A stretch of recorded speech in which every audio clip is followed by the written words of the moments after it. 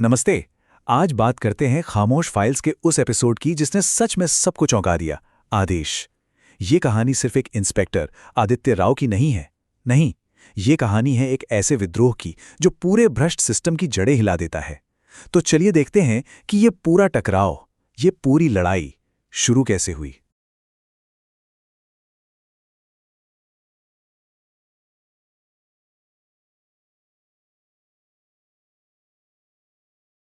और कहानी की शुरुआत होती है इसी एक लाइन से।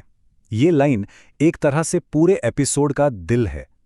जब सच ऊपर तक पहुंचता है तो ऊपर से आदेश आता है, और आदेश का मकसद न्याय नहीं, नियंत्रण होता है।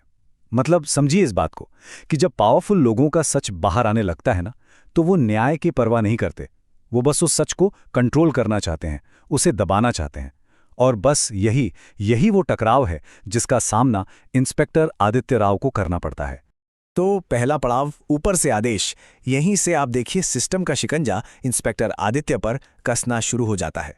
पर यह कोई मामूली दबाव नहीं है, कोई छोटी मोटी धमकी नहीं। नहीं, ये एक पूरी तरह से सोची समझी एक बहुआयामी रणनीति का हिस्सा है। यहाँ जो बात गौर करने वाली है वो है इन घटनाओं की स्पीड। जरा टाइमलाइन देखिए। सुबह के 10:15 मंत्रालय से एक चिट्ठी आती है, आदित्य को जांच से हटाया जा रहा है। ठीक, बिल्कुल उसी वक्त मीडिया में ये खबर चलनी शुरू हो जाती है कि जांच करने वाला ऑफिसर ही खुद शक के दायरे में। और फिर उसी शाम को केस का जो मेन सस्पेक्ट है उसे जमानत मिल जाती है। ये सब एक ही दिन में।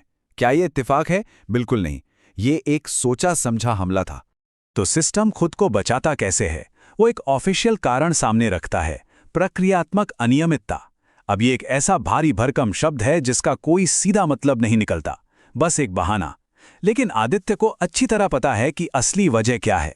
वो साफ कहता है, ये डर है। उन्हें डर इस बात का है कि आदित्य जो सच सामने ला रहा है वो उनकी पूरी दुनिया हिलाकर रख देगा। और जब कागजी खेल और मीडिया का प्रेशर काम नहीं आता, तब तब धमकी सीधी हो जाती है। मंत्रालय से एक फोन कॉल आता है और उसमें एक सीधी, सपाट, ठंडी सी चेतावनी दी जाती है, इंस्पेक्टर राव, आप अपनी सीमा भूल रहे हैं। और बस इसी पॉइंट पर यह लड़ाई अब सिर्फ प्रोफेशनल नहीं रहती, ये पर्सनल हो जाती है। अब आता है दूसरा पड़ाव, इंस्पेक्टर का दाव। सिस्टम को क्या लगता है कि उन्होंने चेक और मेट कर दिया है, गेम ओवर। लेकिन उन्हें यह अंदाजा ही नहीं था कि आदित्य हमेशा उनसे 2 कदम आगे की सोच रहा था। सिस्टम का जो आखिरी दाव था ना, वो असल में आदित्य के असली खेल की बस शुरुआत थी। और ये था सिस्टम का आखिरी वार, सस्पेंशन का ऑर्डर। मकसद एकदम साफ, आदित्य को पूरी तरह से खामोश कर दो, उसे गेम से ही बाहर फेंक दो। उन्हें लगा बस जीत गए। लेकिन जरा आदित्य का रिएक्शन तो देखिए। हार मानना तो दूर की बात है, वो अपना बैज टेबल पर रखता है और कहता है, अब असली काम शुरू होगा। क्या कमाल का सीन है। इससे साफ पता चलता है कि सस्पेंशन उसके लिए अंत नहीं था, बल्कि ये तो उसके प्लान का हिस्सा था। ये तो शुरुआत थी। तो फिर ये असली काम था क्या? ये था एक 2 तरफा हमला। पहला, उसने एक ऑफिशियल चैनल से यानी राष्ट्रीय जांच एजेंसी को सारी की सारी फाइलें भेज दी। क्यों?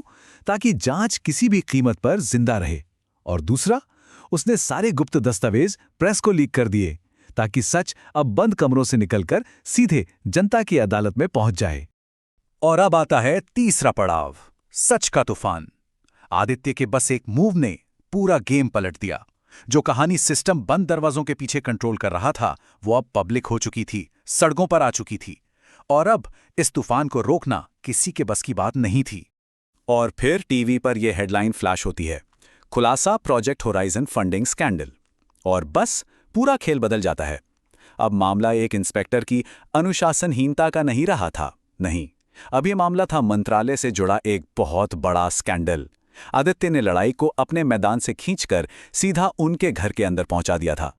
और इसका नतीजा ये कि सड़कों पर लोगों का सैलाब उतर आया। जो प्रेशर कल तक अकेले आदित्य पर था, अब वो सीधा मंत्रालय की दीवारों से टकरा रहा था। पब्लिक का जो गुस्सा था वो एक सुनामी बन चुका था, जिसे कोई नहीं रोक सकता था।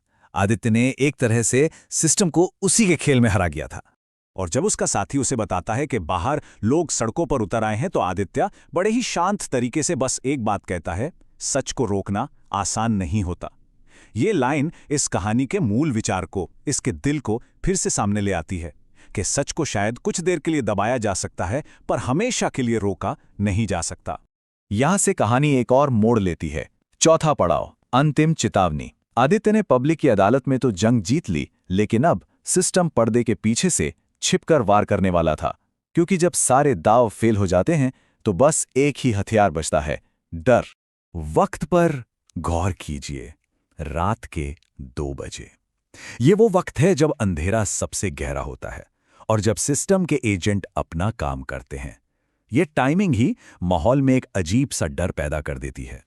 और आदित्य के दरवाजे पर एक गुमनाम संदेश छोड़ा जाता है। आदेश बदल सकता है, पर परिणाम नहीं, मतलब एकदम साफ है। हो सकता है कि तुम्हें तुम्हारी नौकरी वापस मिल जाए, ऑफिशियल ऑर्डर बदल जाए, लेकिन तुमने जो किया है उसका नतीजा तुमको भुगतना पड़ेगा। ये एक खुली धमकी थी, जान से मारने की धमकी।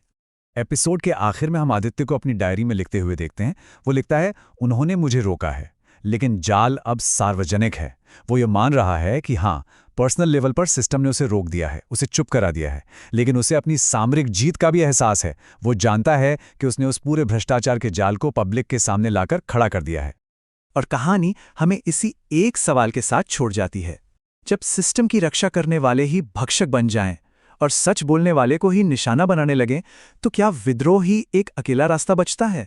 ये सवाल इस एपिसोड को एक ऐसे रोमांचक मोड़ पर खत्म करता है जो सोचने पे मजबूर कर देता है।